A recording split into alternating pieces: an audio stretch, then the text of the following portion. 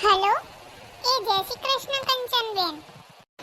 મારે છે ને બે વહુઓ સુંદર, સુશીલ અને સંસ્કારી જોઈએ છે.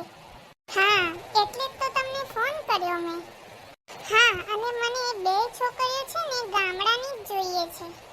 શું તમે કહો છો એ ઓછું ભણેલી હોય?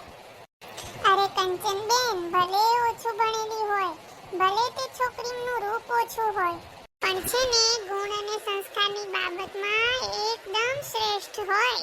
ને જુઓ કંચનબેન, તમારે મારું આ કામ કરવાનું છે હો. એમાં એવું છે ને કે ત્રણેય વહુઓના મોઢા જોઈ લઉં ને તો મને શાંતિ થઈ જાય. એટલે મારી બે વહુઓ તો તમારે જ ગોતવાની છે. સારું, ચલો ફોન મૂકું ત્યારે હો. જય શ્રી કૃષ્ણ. મમ્મી, તમે કોના માટે વહુ ગોતો છો? કેતનભાઈ માટે કે પછી પાર્થભાઈ માટે? બેટા, બંને માટે. એમાં ગામડે કંચન માસીને ફોન કરવાની ક્યાં જરૂર છે? આપણે તો છે ને આ બંને ભાઈઓ માટે શહેરની છોકરી ગોતવી છે, ભણેલી ગણેલી અને હોશિયાર. તો શું ગામડાની છોકરીઓ હોશિયાર નથી હોતી બેટા? ના બા, કારણ કે ગામડામાં છે ને સ્કૂલ કે કોલેજ એવું કંઈ હોતું નથી. એને તો છે ને ઘરનું વાડીનું જ કામ કરવાનું હોય, એટલે તો દુનિયાથી સાવ ને સાવ અજાણ હોય. એ છે ને તમારો વેમ છે. ગામડાની છોકરીઓ ભલે ઓછું ભણેલી હોય, પણ એનામાં ગુણ, સંસ્કાર ને એ બધું વધારે હોય. અને સાંભળો, અહીંયાની છોકરીઓની જેમ કે ટૂંકા કપડાં નથી પહેરતી, પણ એનામાં તો બહુ સારા સંસ્કાર હોય. તમે તો છે ને આ રસોડાને ખાલી રસોડું જ સમજો છો, પણ એ છે ને એ રસોડાને અન્ન દેવતાનું ઘર સમજે છે. એ આવી તો ઘણી નાની મોટી બાબતો છે. આ પ્રફુલ્લ કાકાની ધ્રુવીને જોઈ લો ને, એને ક્યાં કઈ ખબર પડે છે? આખો દિવસ ઘરમાં ને ઘરમાં પડી હોય. એ પ્રફુલ્લ કાકાની ત્યાં જ્યારે કથા હતી ને ત્યારે 25 જણાનું રસોડું એને પોતે એકલા હાથે બનાવ્યું હતું. તો એ જગ્યાએ જો તું હોત ને તો તું એ ના કરી શકી હોત. અને સાંભળ, પ્રફુલ્લ કાકાની જ્યારે દેવું થઈ ગયેલું ને ત્યારે વિપુલના પગારમાં જ એવી આખું ઘર ચલાવતી હતી, અને એક પણ રૂપિયાનો ખોટો ખર્ચ નહીં. પણ મમ્મી, એ જે હોય, કેતનભાઈ અને પાર્થભાઈ એ મારા દિયર છે. મને એમના લગ્નનો હરખ ના હોય? હા, પણ હું ક્યાં તને એની ના પાડું છું. તો મમ્મી, હું મારા દૂરના માસીની છોકરી ધ્રુવી છે ને એની વાત આપણા કેતનભાઈ સાથે ચલાવું. એમે તમે એને તો ઓળખો જ છો, અને હમણાં જે આપણા ઘરે આવી હતી. હા, હું એને ઓળખું છું, પણ આપણો કેતન છે ને એ શાંત છે. એ ધ્રુવી અને એ બંનેનું નહીં બને. બા, તમે એ બધી વાત જવા દો ને. હું કેતનભાઈની વાત ધ્રુવી સાથે કરવાની છું. એ વાત ફાઇનલ છે. બાકી તમે શાંતિથી બેસો, હું ઘરના કામ પતાવું. ધ્રુવી જો આ ઘરની વહુ થઈને આવશે ને તો આખા ઘરની ખુશીઓ વેરવિખેર થઈ જશે. પણ મારા પાર્થ માટે તો હું ગામડાની જ છોકરી લાવીશ, મારા પાર્થને સાચવે એવી. હે ભગવાન, હવે બધુંય તારા હાથમાં છે. લો મમ્મી ચા. પૂજા વહુ અને ધ્રુવી વહુ ક્યાં છે બંને? મમ્મી, એ લોકો હજુ સૂતા છે. કેમ, તમારે કઈ કામ હતું? અને મારા ત્રણે દીકરાઓ એ તો ક્યારના જતા રહ્યા છે. શું? અને એ ત્રણેયના ટિફિન? મમ્મી, તમે ચિંતા ના કરો. મેં સવારમાં ત્રણેયને ચા નાસ્તો પણ આપી દીધો હતો, અને ત્રણેયને ટિફિન આપીને મોકલી દીધા છે. સારું બેટા, તું જા, આરામ કર. સારું મમ્મી. ચાખી, મારા માટે નાસ્તો બનાવી લાવ ને. હા ભાભી. અને ખુશી કેમ ક્યાંય દેખાતી નથી? ભાભી, એ હજુ સૂતા છે. સારું. આજ તો માંડ માંડ ઊંઘ પૂરી થઈ. આ તમારી ખુશી દેરાણી 9 વાગ્યા પછી જ ઉઠે છે ને? મમ્મી, ખુશી માટે છે ને આ બધું નવું છે. Good morning. Very good morning. ઠીક ગઈ? હા દીદી, કાલે બહુ થાકી ગઈ હતી. હવે તો સારું છે ને? હા, એકદમ રેડી. નાસ્તો કર્યો? ના, મારે પણ બાકી છે. જાખી. એ હા, આવી. બોલો ને ભાભી, શું કામ હતું? શું કરતી હતી? તમારા માટે નાસ્તો બનાવતી હતી. આટલી વાર હોય? અરે ભાભી, નાસ્તો લાવું છું. આ તો બપોરનું કુકર મૂકતી હતી ને એટલે થોડું મોડું થઈ ગયું. લે બોલો, હજુ હવાનો નાસ્તો બાકી છે અને મેડમ બપોરનું જમવાનું બનાવવા માંડ્યા. મારા માટે તો લાવજો, પણ ખુશી માટે પણ લેતા આવજો. એને પણ નાસ્તો બાકી છે. અને યાદ છે ને, ખુશી ચા નથી પીતી. હા ભાભી, મને યાદ છે. ચાલો, હું તમને આપી જ દઉં નાસ્તો. હા, તું જા, અમે આવીએ જ છીએ. દીદી, ચાલો ને આપણે પણ નાસ્તો કરી લઈએ. મને તો બહુ ભૂખ લાગી છે. હા, ચાલ. હે ભગવાન, આ જ્યારની નાની વહુ આવી છે ત્યારનું તેને આખું ઘર સંભાળી લીધું છે. પણ આ પૂજા વહુ અને ખુશી વહુ જ્યારથી આવી છે ત્યારનું ઘરમાં એક કામ ઢંગથી કર્યું મમ્મી, કેમ છે ઘરે બધા? હા, હું અહીંયા બહુ જ ખુશ છું. અરે મારા સાસુ તો ખાલી નામના સાસુ છે. એ તો મને બહુ જ સાચવે છે. આખો દિવસ દીકરી દીકરી કરીને જ બોલાવ્યા રાખે છે. અરે મારી જેઠાણીઓ પણ બહુ જ સારી છે. મને નાની બેનની જેમ જ રાખે છે.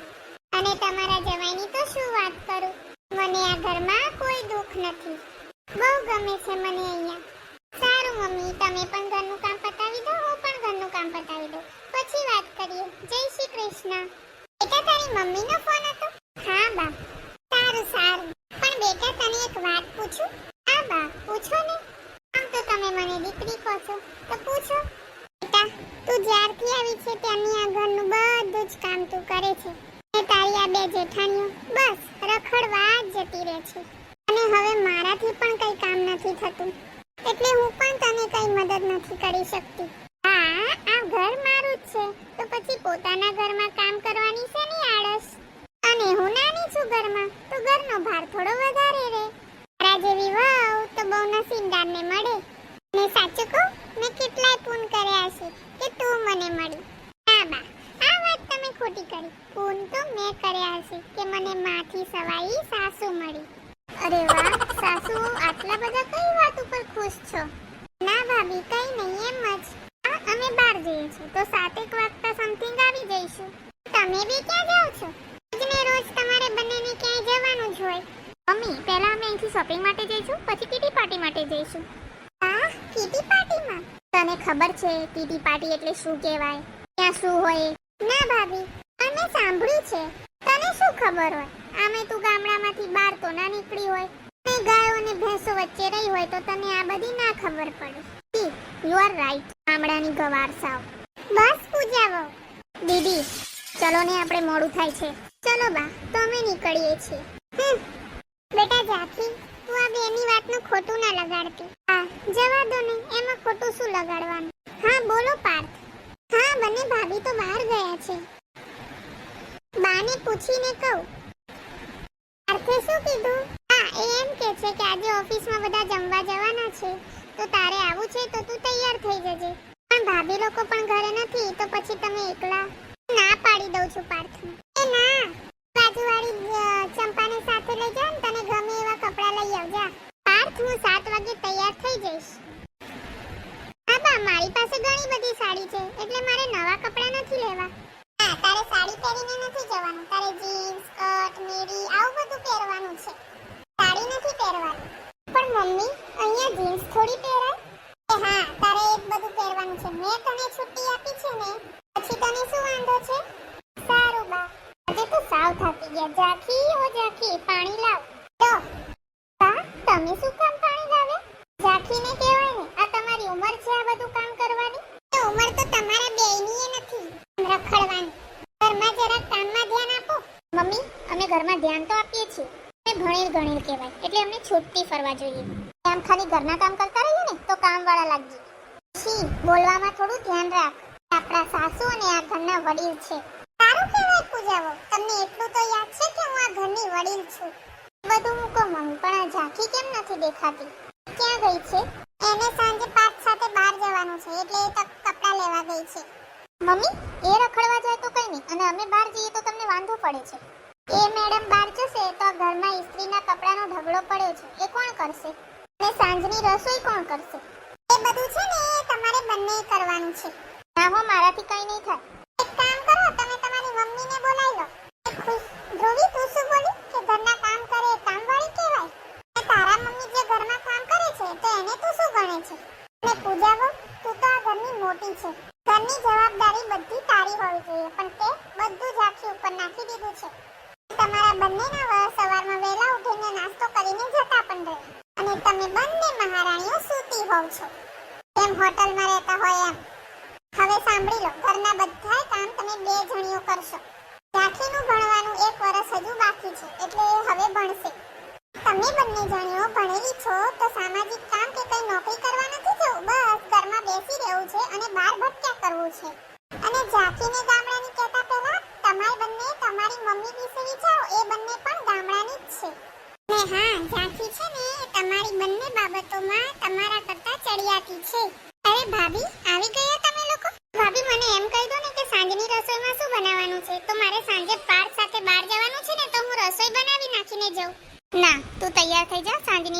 બનાવી નાખીશ.